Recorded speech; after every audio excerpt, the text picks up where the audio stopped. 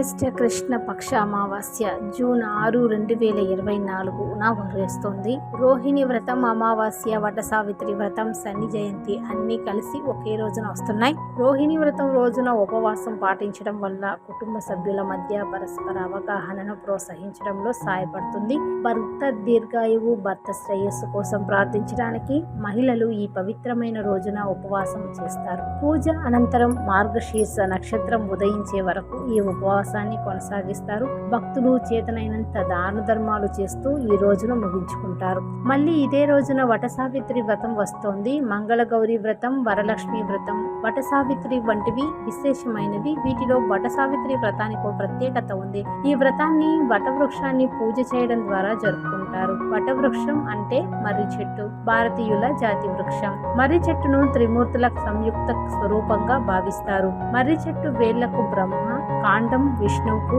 కొమ్మలు శివునికి నివాస స్థలాలు.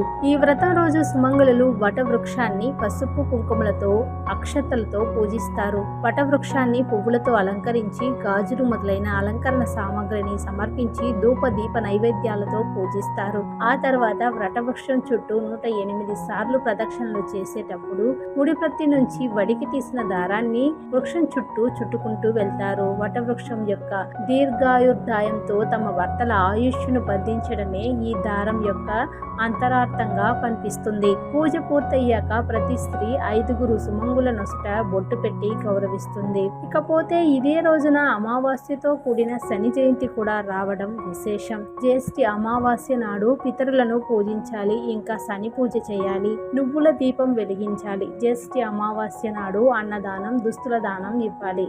ఇంకా శివారాధన జ్యేష్ఠి అమావాస్య నాడు చేయడం ఉత్తమ ఫలితాలను ఇస్తుంది.